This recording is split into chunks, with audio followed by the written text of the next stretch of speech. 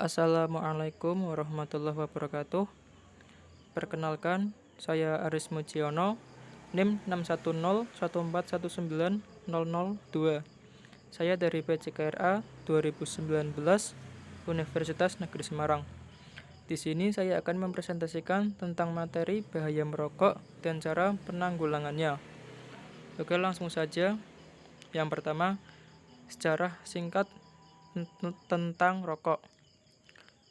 Sejarah mencatat di tahun 1942 saat Christopher Columbus melintasi Laut Atlantik untuk pertama kalinya. Penduduk asli Amerika yang bermukim di New World memberi hadiah daun tembakau yang pada waktu itu kental akan unsur mitos sebagai pengusir setan. Sebelum mengenali bahaya-bahaya merokok, alangkah baiknya kita mengetahui terlebih dahulu apa itu merokok. Merokok yaitu perilaku suatu aktivitas atau tindakan menghisap gulungan tembakau yang tergulung kertas yang telah dibakar dan menghembuskannya keluar tubuh yang bertemperatur 900 Celcius untuk ujung rokok yang dibakar dan 300 Celcius untuk ujung rokok yang terselip di antara bibir perokok, dan dapat menimbulkan asap yang dapat terhisap oleh orang-orang di sekitarnya, serta dapat menimbulkan dampak buruk bagi perokok itu sendiri maupun orang-orang di sekitarnya. Dikutip oleh Widodo RH 2010. Asap rokok mengandung susunan senyawa gas dan partikel yang menakjubkan. Ini termasuk karbon dioksida, air karbon monoksida, partikulat atau kebanyakan tar, nikotin, nitrogen oksida, hidrogen cyanida, amoniak, formaldehida, fenol, dan puluhan lainnya senyawa beracun terkenal. Beberapa komponen ini hadir dalam konsentrasi yang sangat tinggi. Misalnya, asap rokok mengandung konsentrasi karbon monoksida yang lebih tinggi dibandingkan auto knalpot dari kendaraan yang terawat baik.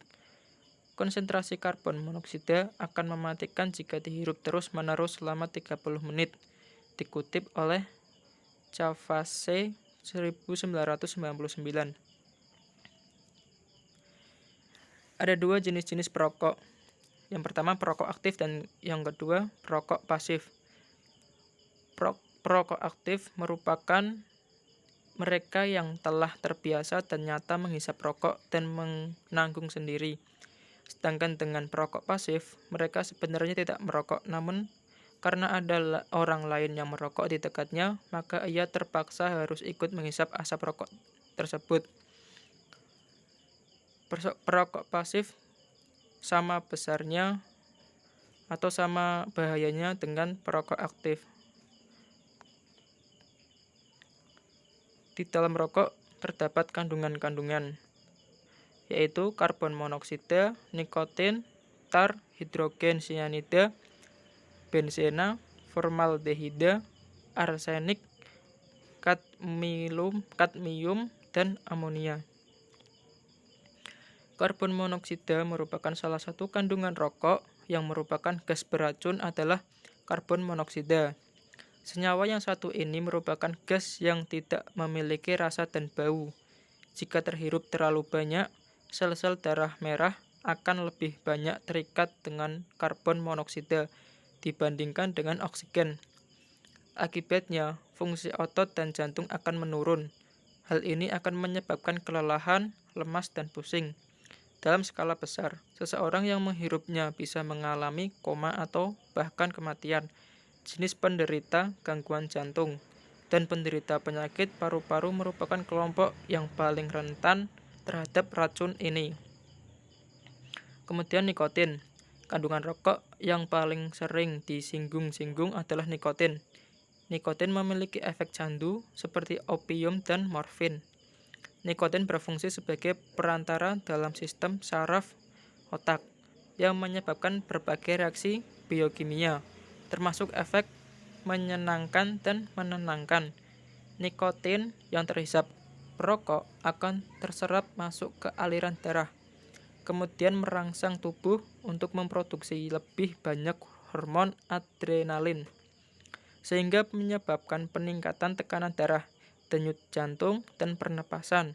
Efek yang mungkin muncul akibat paparan nikotin adalah muntah, kejang, dan penekanan pada sistem saraf pusat.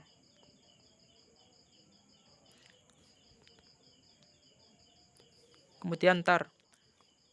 Kandungan rokok lainnya yang bersifat karsinogenik adalah tar.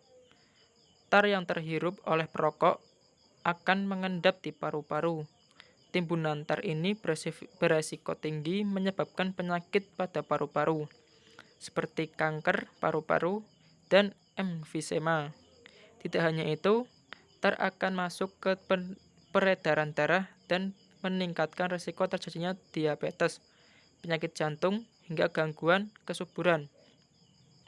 Tar dapat terlihat melalui noda kuning yang tertinggal di gigi dan jari. Karena tar masuk secara langsung ke mulut, zat berbahaya ini juga dapat mengakibatkan masalah gusi dan kanker mulut. Kemudian hidrogen cyanida. Senyawa racun lainnya yang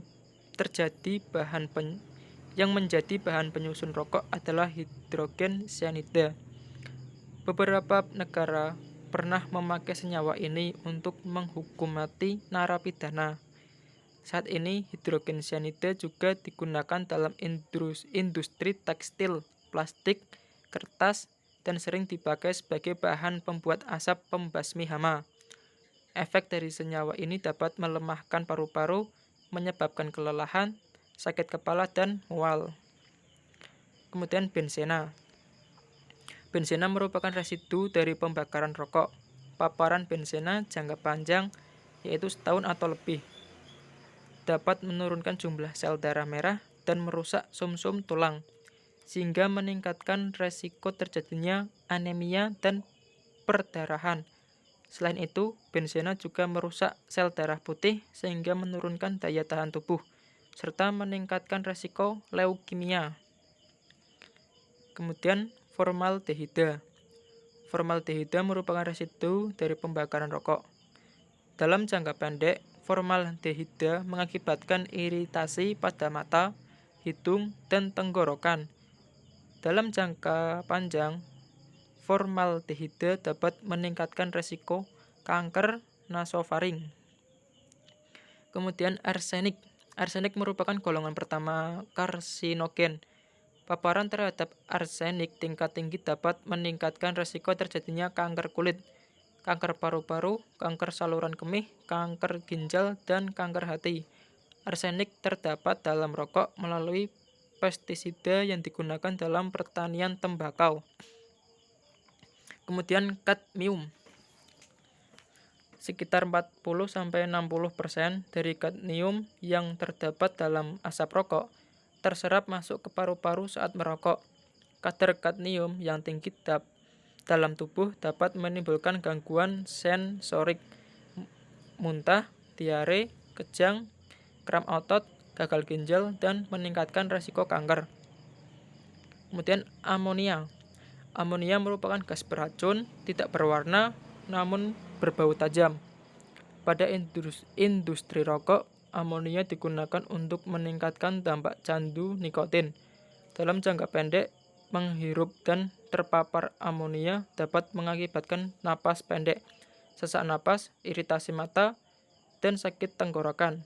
Sedangkan dampak jangka panjangnya yaitu pneumonia dan kanker tenggorokan. Bahaya merokok bagi kesehatan yaitu penyakit yang menyebabkan kematian para perokok antara lain: 1. Penyakit jantung kongestif. 2. Trombosis koroner jantung. Ketiga, kanker. Keempat, bronkitis atau radang cabang tenggorokan. Kemudian ada beberapa dampak merokok pada gigi dan mulut adalah: 1. Meningkatkan penumpukan plak dan karang gigi. 2.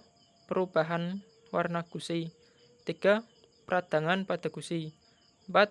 Penebalan pada lidah yang menyebabkan penurunan indera perasa.